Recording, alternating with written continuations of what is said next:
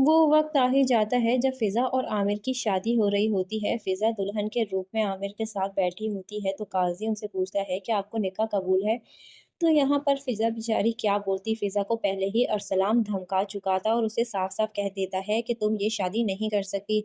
अगर तुमने निकाह कबूल किया और तुमने शादी के लिए हाँ की, तो मैं आमिर को जान से मार दूँगा और तुम्हारे साथ भी वो करूँगा कि तुम सोच भी नहीं सकती। अरसलान जो कि पहले ही फ़िज़ा को आमिर के साथ शॉपिंग मॉल में देख चुका होता है, उसे तो इस बात का अंदाज़ा हो गया था कि फ़िज़ा उसे बेवकूफ़ बनाकर आमिर से शादी कर रही है। इस वजह से वो खूब ज़्यादा फ़िज़ा को धमका देता है और मजबूरन फ़िज़ा वहाँ पर खामोश रह जाती है और फ़िज़ा ये निकाह कबूल नहीं कर पाती। फ़िज़ा ने तो यही शर्त रखी थी, अगर ज़ायशा को वो छोड़ देगा, तलाक देकर अपनी ज़िंदगी से निकाल देगा, तो फ़िज़ा उसकी हो जाएगी। अरसलान जो कि आके बहुत कॉन्फिडेंस से उसके सामने खड़ा हो जाता है, क्योंकि वो अपनी सारी शराइत पूरी कर चुका होता है। एन टाइम पर जब बेचारी निकाह के लिए हाँ कर ही रही होती है, तब जाकर वो अरसलान आकर खड़ा हो जाता है और अरसलान उससे यही कहेगा, तुम यही कहती थी ना कि तुम ज़ायशा को छोड़ दो, मैं ज़ायशा को छोड़कर उससे सारे ताल्लुकात ख़त्म करवाकर तुम्हारे पास आया हूँ। अब तुम्हें मुझसे हर हाल में शादी करनी होगी, वरना तुम अंजाम से खुद ही वाकिफ़ हो। यहाँ पर फ़िज़ा मजबूर हो जाएगी और एक दफ़ा फिर आमिर और फ़िज़ा की अलहदगी हो जाएगी। आमिर की ज़िंदगी से फ़िज़ा हमेशा के लिए दूर हो जाएगी।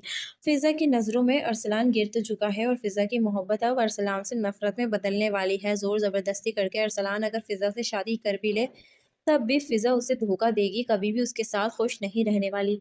दूसरी तरफ बेचारी ज़ायशा, जिसे अरसलान तलाक देता है बिना किसी बात पे, बिना किसी कसूर के। उसका कसूर तो सिर्फ़ ये था कि उसकी किस्मत ख़राब थी। अब यहाँ पर राफ़े को भी बहुत अफ़सोस है कि शादी से लेकर तलाक होने तक जो कुछ भी हुआ है, उसका ज़िम्मेदार राफ़े है।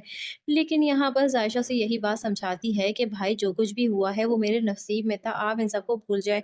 बेचारी ज़ायशा बहुत ज़्यादा परेशान है, अब वो कुछ भी नहीं कर सकती। लेकिन यहाँ पर मुझे ऐसा लगता है कि अब अरसलान और ज़ायशा की शादी इसी वजह से ख़त्म हुई है, क्योंकि अब सुफ़ियान भी बहुत ज़्यादा देर तक ज़ोहा को बर्दाश्त नहीं कर पाएगा। ज़ोहा की जैसी हरकतें हैं, वो बिल्कुल भी बर्दाश्त नहीं कर पाता, क्योंकि ना ज़ोहा उसके घर पे ध्यान देती है और ना ही बड़ी बहू होने का फ़र्ज़ निभाती है। आखिर सुफ़ियान उसके हाथ से मोबाइल छीनकर ज़ोहा से यही बात कहता है कि तुम इस घर की बड़ी बहू है, तुम्हें कोई इस घर की ज़िम्मेदारी का एहसास भी है कि नहीं है? सुफ़ियान के डैड की तबीयत बहुत ज़्यादा ख़राब होती है, तो वो ज़ोहा से यही कहता है कि अब तुम्हारी कोई ज़िम्मेदारी नहीं है, पापा का ख़्याल कौन रखेगा?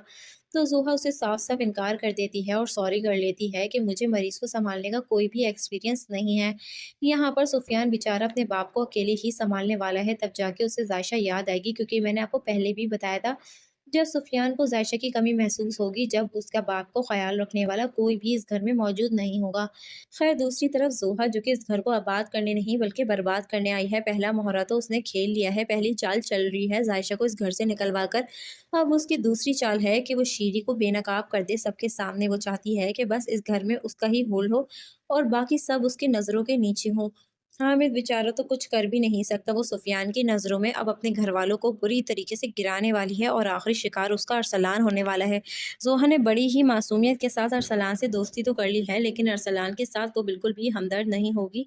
कुछ टाइम तो वो हमदर्दी का दिखावा ज़रूर करेगी, लेकिन सुफियान के दिल में अरसलान के लिए भी नफ़रत डालने की कोशिश करेगी और यही चाहेगी कि इस घर में और इन सारी जायदाद में सिर्फ़ और सिर्फ़ ज़ोहा का ही हक हो। दोस्तों, आपको क्या लग रहा है, क्या फ़िज़ा और आमिर की शादी होने से वाक़ई रुक जाएगी, या फिर फ़िज़ा ये निकाह हर हाल में कबूल कर लेगी?